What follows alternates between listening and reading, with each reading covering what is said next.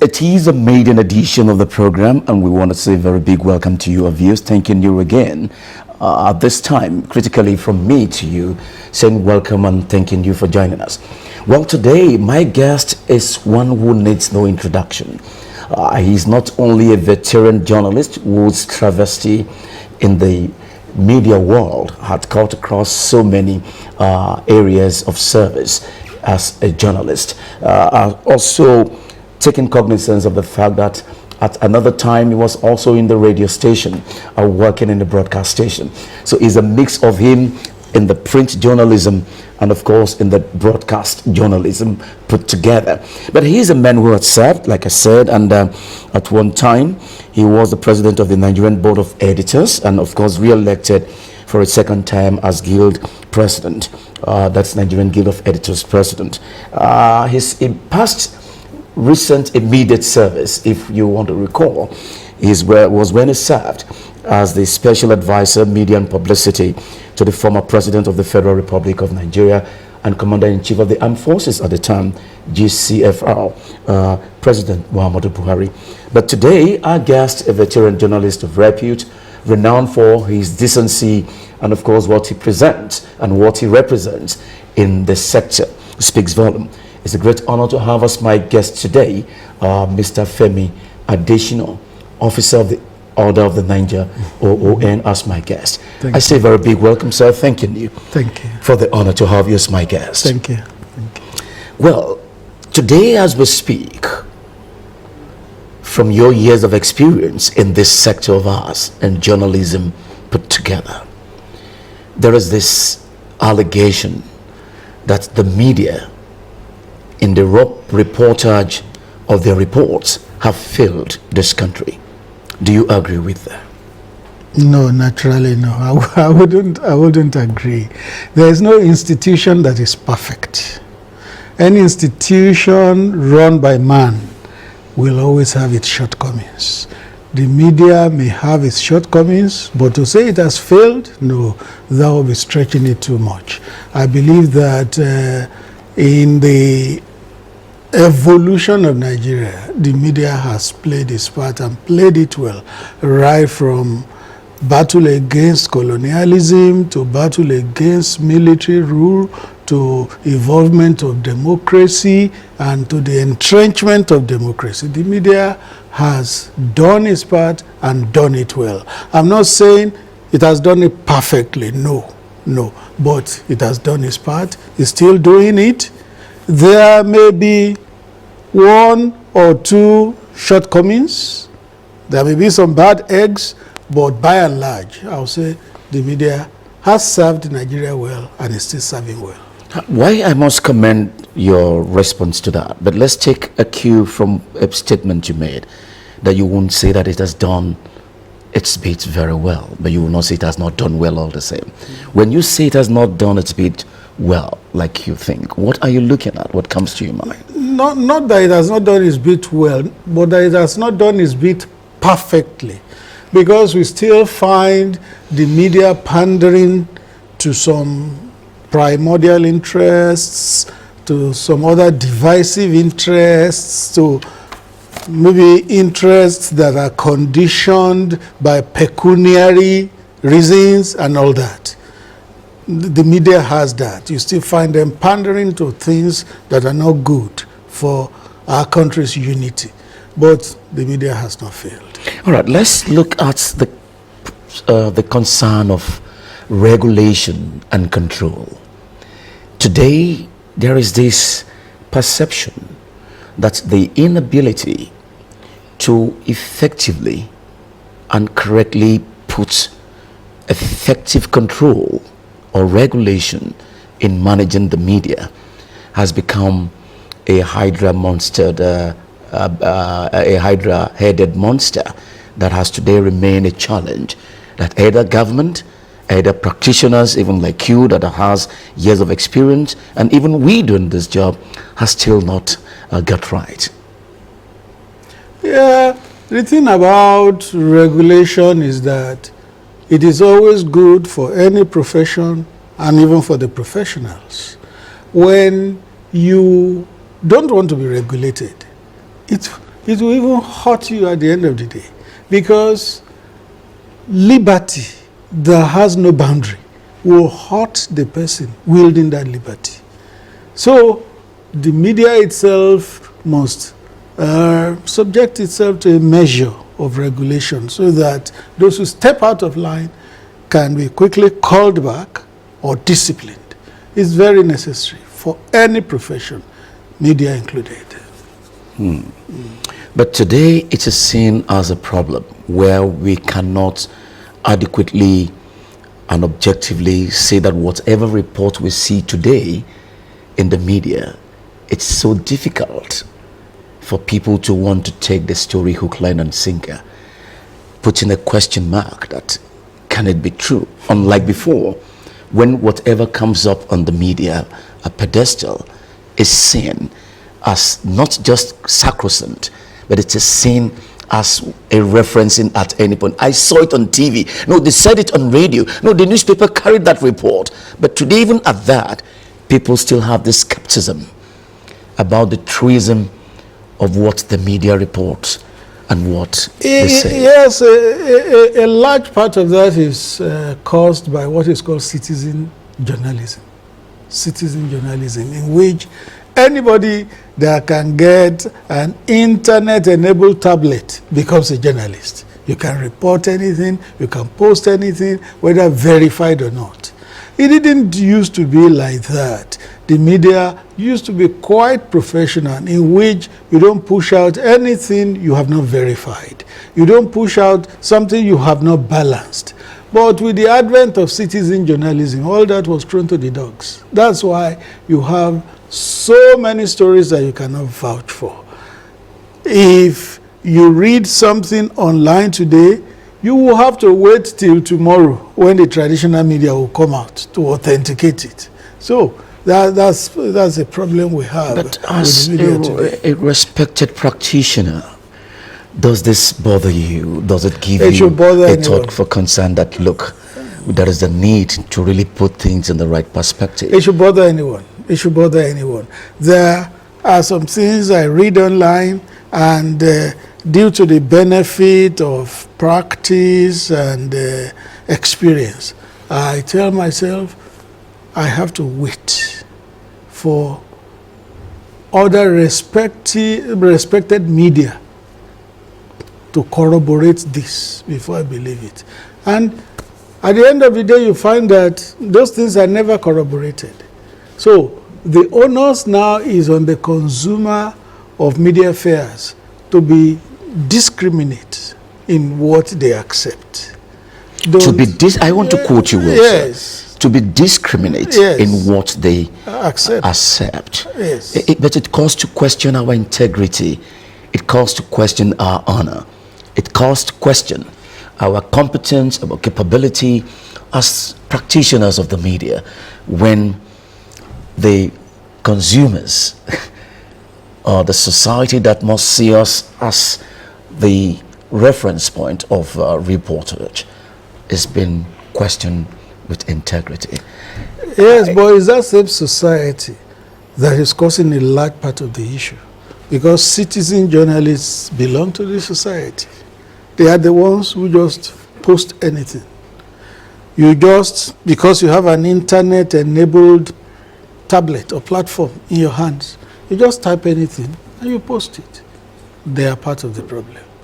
So the problem is not strictly that, or it's not 100% that of the trained media. A large part of the problem is caused by untrained citizen journalists. But a lot of people, with due respect to you, sir, may not understand that narrative that you and I are talking about. Trained, untrained. They won't see it from that perspective. They would rather say, they are the media practitioners in that collectivism of their word. And a school of thought is saying, can't we do something about it? Or can't something be done about it? Yes, I'm open to ideas. If I just hear this is what can be done, and I think, yes, it's a foolproof thing, I'm for it. But it's difficult. It is very difficult to curb the mass of Armageddon that has been unleashed on society in the name of citizen journalists. It's difficult. But the question now is, we have a government. And you know very well, sir, that the media, by virtue of our universally acclaimed status, we are recognized as members of the fourth estate of the realm, giving us a very special place of reckoning globally, uncontestable, that when you take away the executive, you take away the legislature, you take away the judiciary, the next in line for societal good of humanity is the media. And someone said, if we cannot now get it right, how can the society be better? It's a very dicey situation. Very, very dicey, I must tell you. The world cannot do without citizen journalists again, because technology has made journalism open to everyone. How do you curb it? How do you control it? The onus will be on the people themselves, particularly those who posture as citizen journalists, to then caution themselves and ensure that anything they are going to push out will pass the basic tests of good journalism. But do you know that a lot of these citizen journalists also do what they do for mischief? They are not giving out information to inform society, rather they want to misinform. Rather, they want to malign people. They have different sorts of things that motivate them. And that is the danger in it all. Your versatility in this area of journalism cannot be questioned. Thank you. And we know that by every standard, you symbolically represent a symbol of hope in journalism. From your years of experience, and of course, in the course of your service to the nation, as a special advisor to Mr. President, immediate past president, you had come across so many we cannot tell. We see your responses also in managing some of these situations. But when you look at it generally, if we as practitioners allow this to continue, and there is no level at which, quoting you now, that we cannot, if I am referring you well, the control, the regulation is not only difficult, but seems not doable or realizable at all. So from your years of experience, managing this was a task for you. But how do you think we can continue this way? If we must create a better society, a well-informed society, a well-educated society of today? I think basically what we need to do more is crime and punishment. What do you mean by crime and punishment? In Nigeria, a lot of people do the wrong things and they get away with it. That is why they will do it again. If you post a false story and you pass it off as a news story today, and you cause confusion in society, and nothing happens to you, you will do it again tomorrow. You will do it again day after the next. But if you push out something that is meant to cause disharmony in society and you can't justify it, the law must come after you. The law must come after you. I was with the former president in UAE some years back when he was serving in government, Abu Dhabi to be precise. And somebody was telling me that in that country, if you post something that is false and that is injurious to society, within minutes, wherever you are in that country, the law is knocking on your door.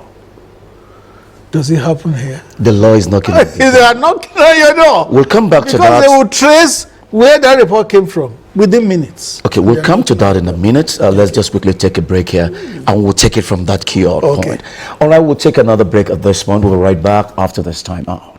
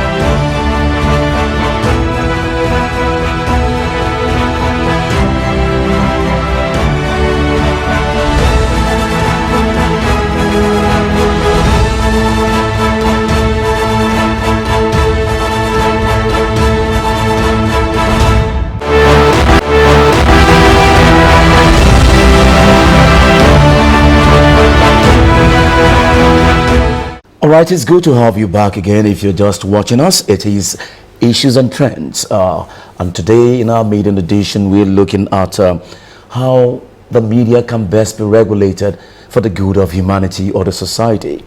When we talk about the media, you talk about the society. Without the society, there cannot be the media. But how do we connect to get it right is another thing. Our guest with me on the program is Mr. Femi Adesina, Officer of the Order of the Nigeria OON, the immediate past Special Advisor, Media and Publicity to the former President of the Federal Republic of Nigeria, President Muhammadu Buhari. One more time, we must thank you, sir. Now, let us take it from where you stopped earlier. You said you were with the former President in Abu Dhabi and there in the UAE. That someone told you that if at any time a report is reportedly reported is injurious in any way, that it takes no minutes, it takes no time to trace and be able to attend to that matter. Why is it difficult for us to do so in this country? Well, I'll say many reasons. One is the sheer size of Nigeria. Size may be a benefit to a country in so many ways. Commerce and unity in diversity and all that. But size may also be a problem. And in that area, size is a problem to Nigeria. If somebody posts a negative report in Kutu, before you even reach there, that person has disappeared. But Abu Dhabi is a small country, and within minutes, the security is knocking at that person's door. Another advantage a country like Abu Dhabi will have is technology. Nigeria, I believe, has not invested that much in technology. Nigeria can do it if they want to. If they want to pinpoint whoever has posted a negative report in any part of the country, within minutes or less than an hour, they can do it with the right technology. I just read in the newspapers today, somebody that allegedly said former Governor Fashola was the one who wrote the judgment of the Presidential Tribunal to favor President Bola Tinubu. He posted it on social media, and they got him. They got him. You can get anybody who posts any negative or injurious thing on social media if there is the will to do it. And if you acquire the right technology and you train your security officials to do it, it will knock a lot of sense into those who post those negative things. I feel worried with your words, permit me, when you said it. And if it's coming from you, and it means it is something we must not take lightly, that we can do it if we want to do it. But should it be we can do it if we want to do it, or what must be done to sanitize, to bring credibility, to bring integrity, to bring honor to the tables, to say that go to Nigeria if Abu Dhabi can, no matter the size. I'm just thinking, with technology, why can't we? Well, it is said that where there is a will, there is a way. The question is there a will to even do it in this country? Is there a will? I have reported some people personally when I was serving as special advisor who posted injurious things. I reported them to the relevant security agencies. Did anything come out of it? No. If there is the will to do it, there will always be a way. So, we must, as a country, muster the will to do the right thing in terms of discipline and punishment, particularly for those who want to ruin the fabric of our country. Unless there's a will, there will not be a way. Well, I know you are speaking more in proverbial references, and we can understand, and knowing your capacity then in the office you held before now.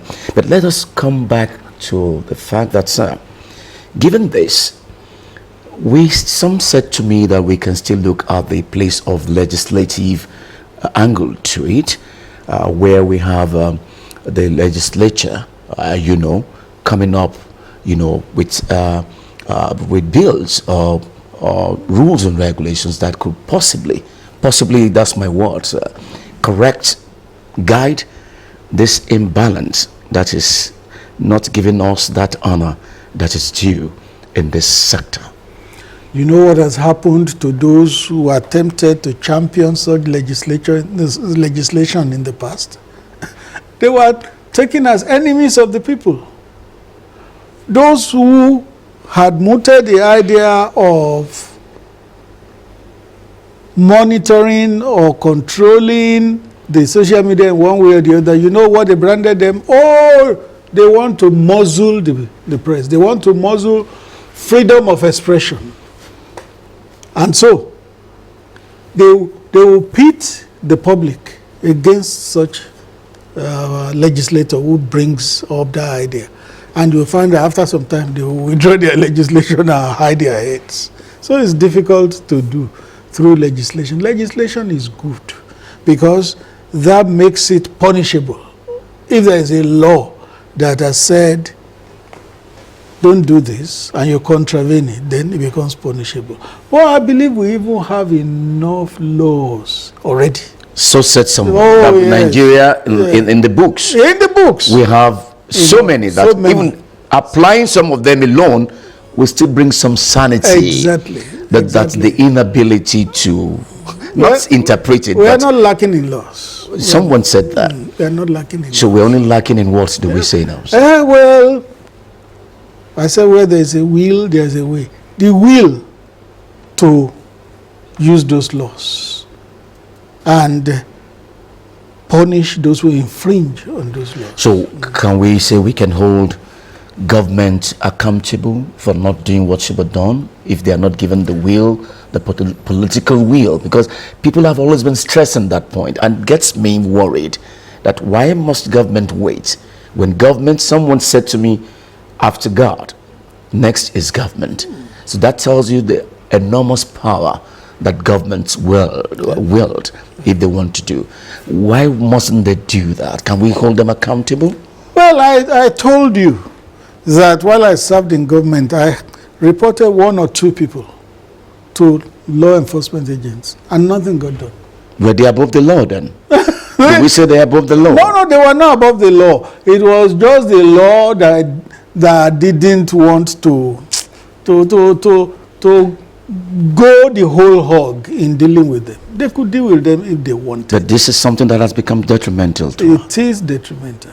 So the will, until the will, you kept emphasizing. Exactly. Until the will is mustard, then nothing will change.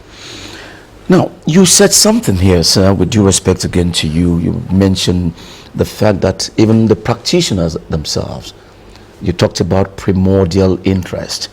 You talked about mischief, not good intention to do what is right to be done as journalists or as reporters who should enlighten, inform the society.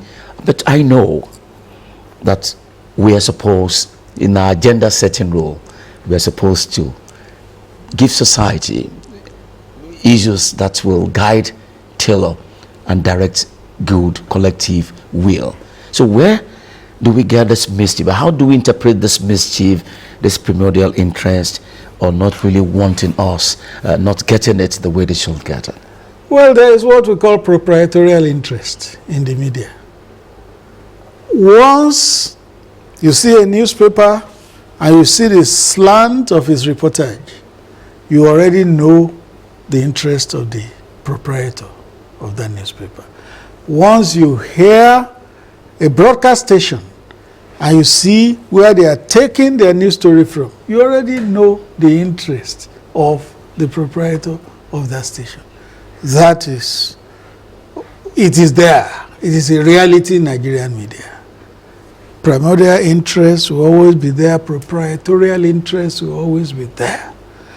It's good. You must respect proprietorial interest, but not at the expense of ethical journalism.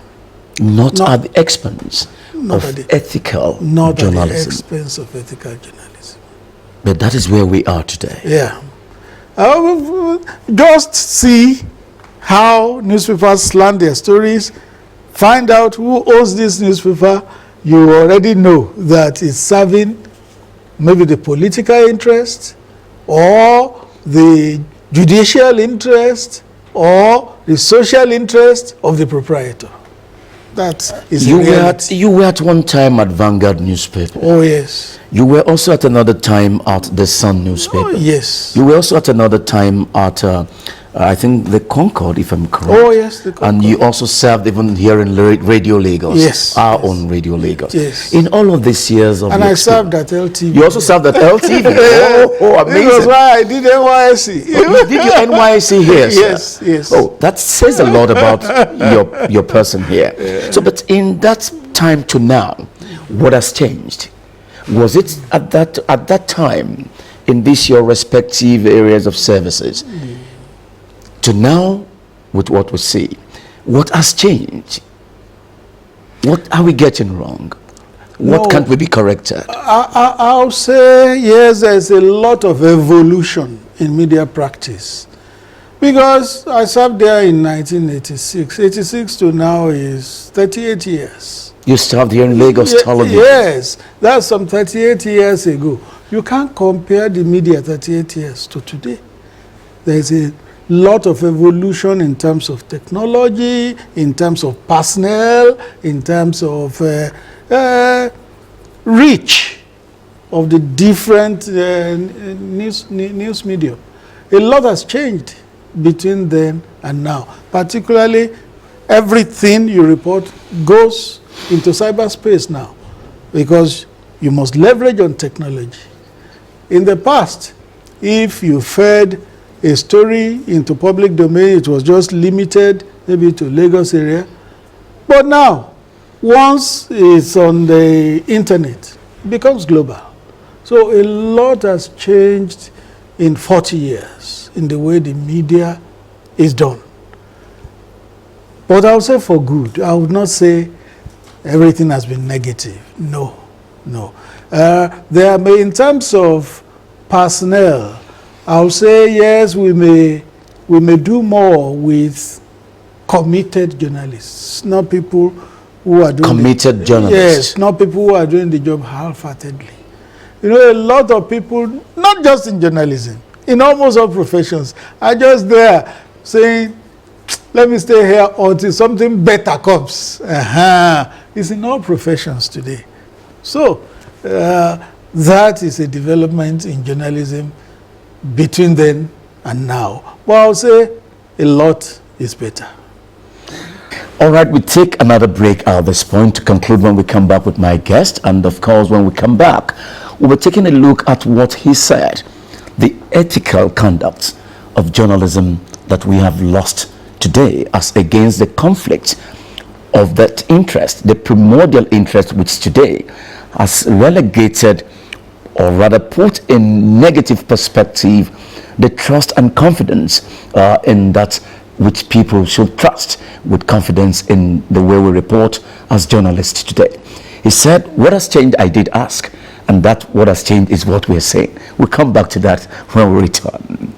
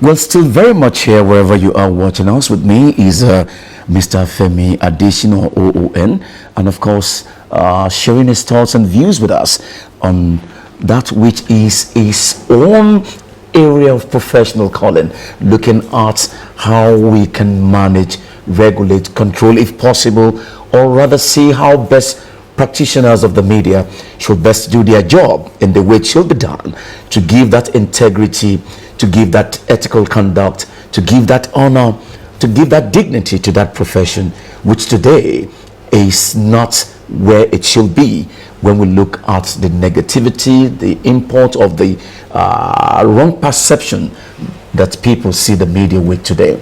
I must thank you so very much again, sir, that you are able to let us understand this. Yet you talked about the ethical conduct.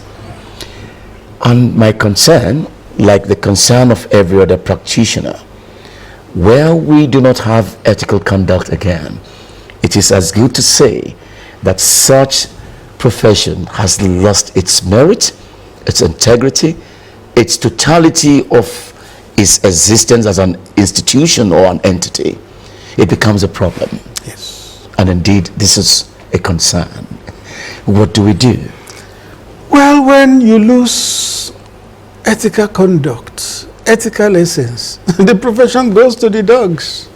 It just goes to the dogs. And what happens to it? The public just tramples on it.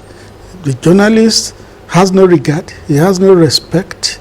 They just believe that all it takes is to induce you, and you will tilt and slant stories to favor them. That is a very negative perception of the media. Therefore, the first thing I would like to say is every journalist must begin to see himself as an ethical journalist. Ethical journalist. Every journalist must begin to see himself as an ethical journalist. If you don't lay high stock, don't place high premium on ethics, you will fall for anything. They say if you don't stand for something, you will fall for anything. So we must begin to have a crop of journalists who see themselves as ethical professionals. If ethics do not play a very, very important role in our lives as journalists, then the profession is done for. It's done for. So the ethics challenge must start from the journalist himself.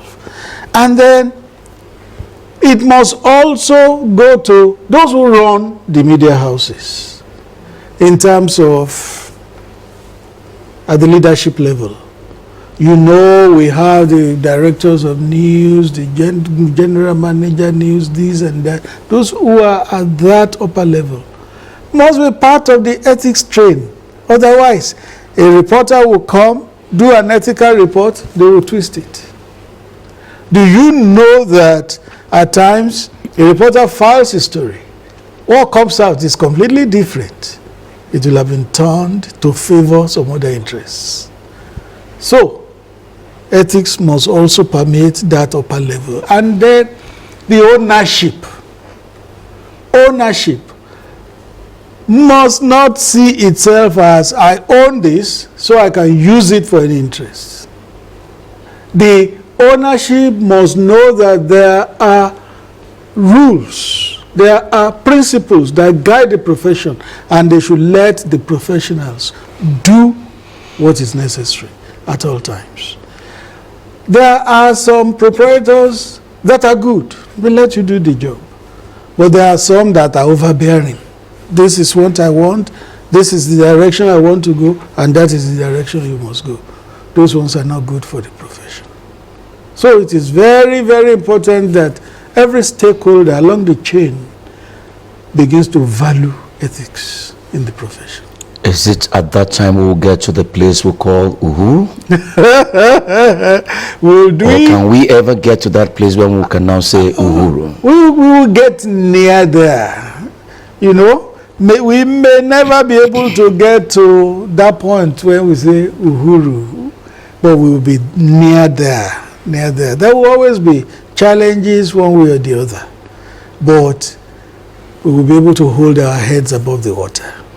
So where do we place here's institutions of the media? Whether you want to take a look at it from the pedestal of groupings or association. Here I mean, sir, we have the Nigerian Union of Journalists. Yes. We have the National and State Council. We have the Nigerian Guild of Editors. We have the Broadcasting Organization of Nigeria. And I think on and on we have such credible entities that are supposed to serve, regulate, guide, counsel, tilt this course of journalism professionally the way it should go. But here we are seeing that rather than seeing an impact of their entity in what we do, like we're calling for this ethical conduct, we do not see a grip of them having a control, but rather we see it's more of a social entity of a gathering of colleagues, not really serving the interest of what that practitioner or that profession should serve. Is it also a worry to you at times when you think about this? It's not just a worry, it's a tragedy. It's a tragedy if you have group associations that cannot stand for what will elevate the profession. It's a tragedy. It's a tragedy, and that is why every journalist must ensure that those who aspire for positions to head those groups must be people that can lead the profession in the right direction. I must confess to you that a lot of people have mercantile intentions in aspiring for positions. They just want to hold those positions so that they can use it to advance themselves, advance their financial well-being and all that. If you vote for that kind of person, you are doing a lot of harm to the profession. But if AUJ will say, our president must be a paragon of ethics, the Guild of Editors will say, if you are not a man of good reputation, don't even come near. Of course, Broadcast Organization of Nigeria will say, oh, of course, you must hold there the things that are that are in, for the good of broadcasting and all that. Then, if they don't insist on those who lead those groups, I am sorry. I am really sorry for our profession. But if you choose people of good character, of goodwill, of good reputation, it flows down. They say when a fish rots, it starts from the head. But if you have a fish with his head sound, it will reflect in all the body. So those group associations must ensure that those we elect to lead us are people of good reputation. Survival is a concern in every profession. And we also know that usually they will say to us, he who pays the piper dictates the tune. But in terms of ethical conduct, in terms of integrity, in terms of competence, in terms of honor, loyalty to your calling as a professional in this area, I know of people who have paid prizes, but still to meet the ends of today becomes a problem because they have choose to be men of honor and integrity. What happens now that they cannot find themselves? To such people, is it a way to encourage? What way can they be encouraged? I tell you, that is a big dilemma. Big dilemma in our profession, in our calling. It's a big dilemma. You want to tread a straight and narrow road, but there are other divergent interests that are calling for your attention. And you know that if you don't look in that direction, you may end up in the cold one day.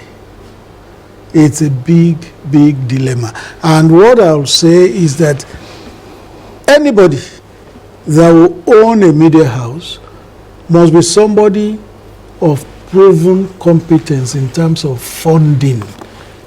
In terms of funding that media house, in terms of paying salaries. When the media house owes salaries 6 months, 8 months, 10 months, the first thing that goes through the window is ethics. Is ethics. So we started by talking about regulation. If eventually we get a regulation body that is acceptable to all, because the problem in the media now, particularly with the print, is that we are refusing to be regulated from the outside. We are saying journalists are the ones that must regulate themselves. Okay. But if you find somebody who has a media house and is owing 6, 8, 10 months, something must be done to that person. It's either he musters enough funds to pay his staff, or he's forced to shut down. When you don't pay journalists, you cannot insist that they must tread the straight and narrow path. That is the problem. I must thank you very sincerely, sir, but what will be your parting words to leave us with?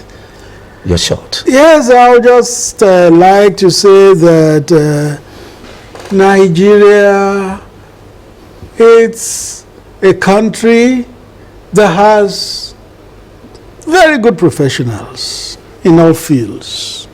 In all fields. Journalism is not different. Let us run this profession in a way that it will redound to the good of our country, to the respect of our country. That the Nigerian public can trust us, they can have confidence in us. Even the international public can say, yes, Nigerian journalists are good. It is very, very important that we begin to practice our profession in a way that is prescribed. Well, thank you one more time for the honor to have you, sir, guys. Thank you so very much, Mr. Femi Adesina. My pleasure.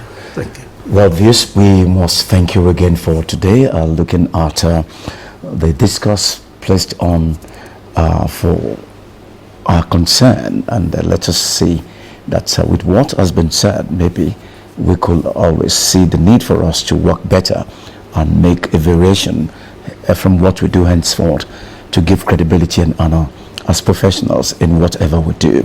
We must thank you again for today. We'll see you same time next week. Thank you for joining us.